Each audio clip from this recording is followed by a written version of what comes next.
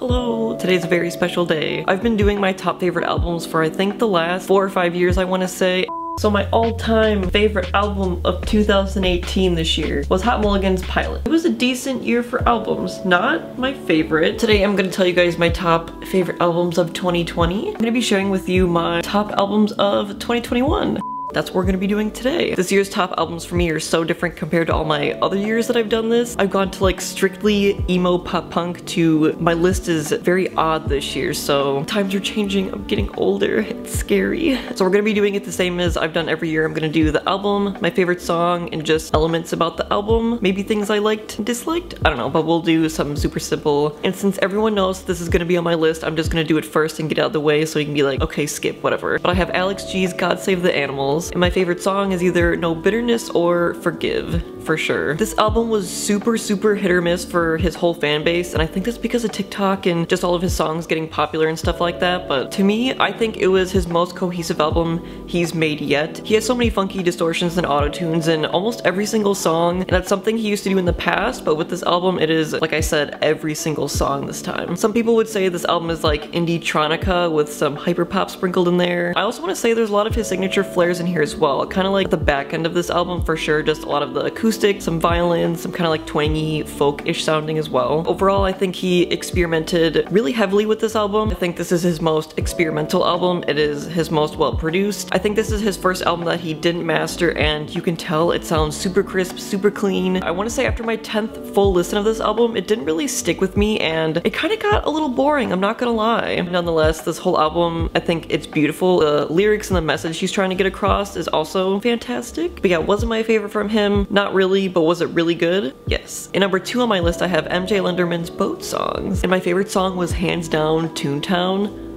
Oh my god. If Daniel Johnston, Built to Spill, and Songs Ohia had a baby, it would be MJ Lenderman, just hands down. And as his first studio recorded album, I think this is absolutely fantastic. It blows a lot of other stuff he's done kind of out of the water. Ghost of Your Guitar Solo was his last album, and even though that one was really good as itself, I feel like Boat Songs really kind of came together and brought out his true sound and like everything he's capable of. And this album is really cool because there are songs for every genre lover on the entire thing. There's stuff like slowcore, slacker rock, alt country, just a lot of different sounds but within one album, and it is extremely cohesive. MJ has some amazing storytelling throughout all of his lyrics, and he keeps things very interesting and intriguing throughout the whole album, I think. Overall, I think the songs are filled with distortion and feedback with lots of loopy and carefree guitars with added yearning vocal tones. I thought this album sounded really fun and quirky and had, like I mentioned, so many different sounds within the whole album, but it somehow still seemed to flow together perfectly, and I really liked it. There was something in there for everyone. Like, the beginning is very alt country, kind of twangy sounding, and then towards the end it's more like distorted, kind of that slowcore, slacker rock feel, and just like the whole progression of it, it really worked. I thought it was really good. And number 3 on my list, I believe this band made it last year on my top albums list, but I have Fievel is Glock's Flaming Swords, and my favorite song was Paging Agent Starling. As an 18-song album, I feel like this comes in as really intimidating, but it's only 36 minutes long, which is such a quick listen. A lot of the songs are about 1 minute to 2 minutes long. I wish they were longer because they're so good, but the album, again, just flows together beautifully, and it almost sounds like just one continuously long song. I think this album has really proven that Fievel can kind of grow and expand their sound into something more and bigger and experiment a lot more. With Flaming Swords, I feel like they went a little bit more complex, a lot faster, and just overall had a really improved sound. It's not as sweet and bubbly as their last album, God's Trash Men, Sent to Write the Mess, but it's still a really unique and in-depth listen, I think. It wasn't my favorite. It didn't catch my attention as much as their previous album that I just mentioned, just because the bubbliness and the carefreeness along with their last album wasn't really present in this one.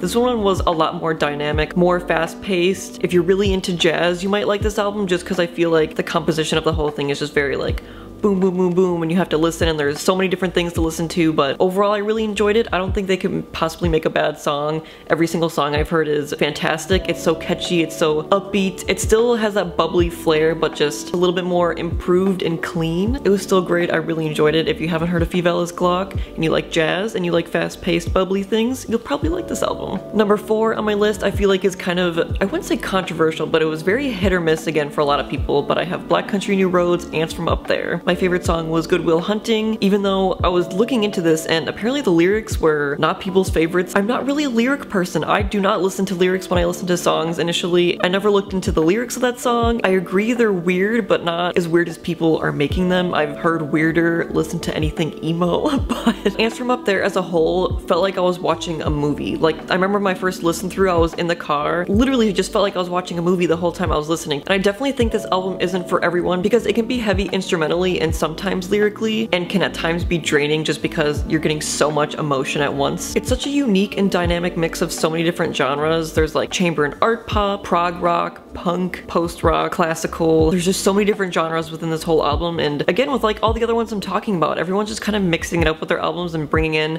a lot of different sounds at once, but they make it work. I personally enjoy Isaac's emotional vocal tones as well. They feel so true and real where it can definitely be overdone by others, but I think there's just something about him that he is just able to bring in all that emotion into all his songs and actually make it sound good, whereas you hear other people do it and you're like, oh, this is kind of cringy, I don't know if this works, but Isaac just had something in him, I don't know. Despite what everyone says about some of the lyrics, he has some power. But I think if you're looking for something completely new and want to have kind of a different experience listening to an album, I couldn't recommend Ants From Up There enough. Again, it's very hit or miss for people. I know a lot of people were like, I don't understand what was so good about this. It is a little bit long, so if you have some extra free time, I would check it out then, but it's definitely not a casual listen whatsoever. And then last on my list, I only have 5 albums, is Excuse Me Who Are You's About That Beer I Owed Ya. My favorite song is They're Waiting For You, Gordon, and yes, before you ask, I believe this is a Half-Life reference, I'm pretty sure.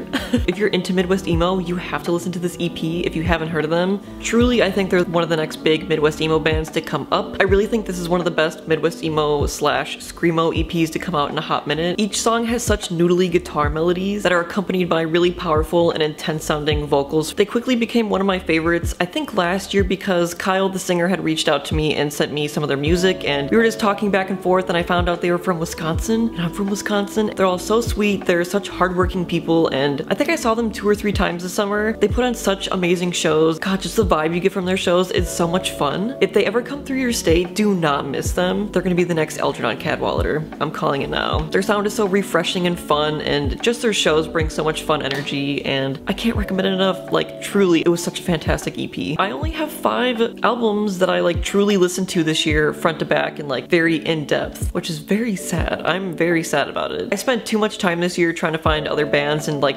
discovering bands for other people instead of listening for myself, and it makes me really sad. So I only have 5 this year. I'm just gonna try to make it a goal of mine next year to try to listen to more albums for myself, because I just didn't do that this year and I'm actually kind of really upset about it. But so I'm gonna head over to Voiceover Kelsey in a minute to kind of go over albums in each different genre category, just because there were so many good ones this year, but not enough for me to kind of talk about in depth. I'm just gonna go over albums in different genre categories for all of you to check out, because I think there were so many good ones this year and you have to listen, so all right, hello Voiceover Kelsey. I'm gonna start with a shorter list that I have, and we're gonna be starting with ambient music. First up, I have Thoughts, Daydreams by Joe Van. Then I have an artist called Greenhouse who came out with 2 different albums / EPs this year, but the one I really enjoyed was Pastoral Journey. Blue Blue by Sam Gendel. By Morning by Anne Annie. Sandhills Music by Ben Saratin. And then Birthing Bodies by Fubu Sushi. Next up on the list, I have Hardcore. First up, I have N's new EP, Gather and Mourn. Then I have A Eulogy for Those Still Here by Counterparts. And then Jesus Peace just came out with this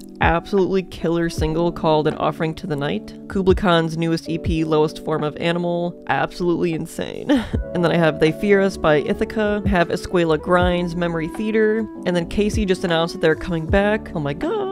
And they have a new single called Great Grief. And then lastly, I have Inclination's debut album, Unaltered Perspective. Next up, I'm going to be doing slowcore. First up, I have Dead Harry, and they came out with 2 different albums this year. The first one, Florida, and then the second one is Summoning. Next up, I have a split between Sundots and Unrecovery, and it is called Relaxed and Confess. Teeth came out with 2 singles this year, which were fantastic, and they were Lucky and Tag. Animal Drowning by Knife Play. However you want to pronounce this, if it's Helvetia, Helvetia, Helvetia, everyone says everything everything, but they came out with quite a few albums this year. I have Stargazer Trials as their most recent, Get Lost in Other Dimensions, and then their most popular from this year, Dishes Are Never Done, But Good Luck. I feel like a lot of these albums just have filler songs, so it's not really a complete album, but listen as you please. Then I have Together by Duster, Natural Part by Horsejumper of Love, Desu by Codeine, and then Eternal Ring by Millie. And then next up, I'm not really sure what to categorize this whole genre, so I'm just gonna say indie, but it's kind of a mix of indie rock, bedroom pop, indie pop, just like those nice indie rock bands.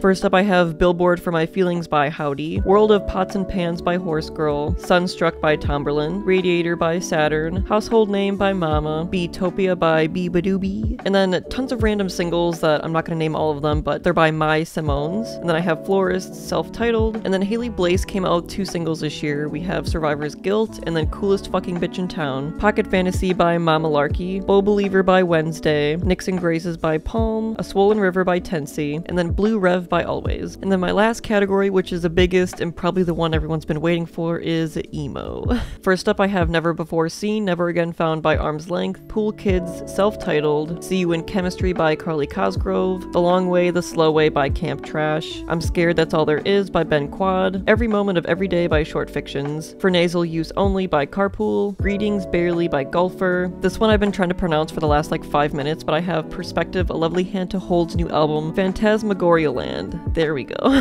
Then I have Origami Angels Depart, as well as Return. Depart was better, by the way. Sorry. Prince Daddy's self-titled, Quick to Change by Retirement Party, and then 2 new singles split between Home Is Where and Record Setter, which are A World Without You and Plain English. Holy Toledo, that was so many albums. Thank you to everyone for such an amazing, crazy year. I've done so many things that I never thought I would do. It's been insane. This has been super fun. It's kind of like a fun little hobby for me, so it's kind of nice to have all these crazy opportunities come up. There have been so many sweet people I've met this year, and just, I don't know what I'm saying. I just don't have words. This whole year has been very interesting. It's something I never would have expected would come from this. I've just been doing this for so long, and it's like, everything just kind of happened extremely fast, and it's been a little overwhelming, but it's been kind of cool. But yeah, thank you everyone. I truly cannot thank everyone enough. It really means a lot because this is scary being a girl in the music realm. It's just very terrifying. Thank you guys for watching. Make sure to like and subscribe, and I will see you maybe soon. We'll see.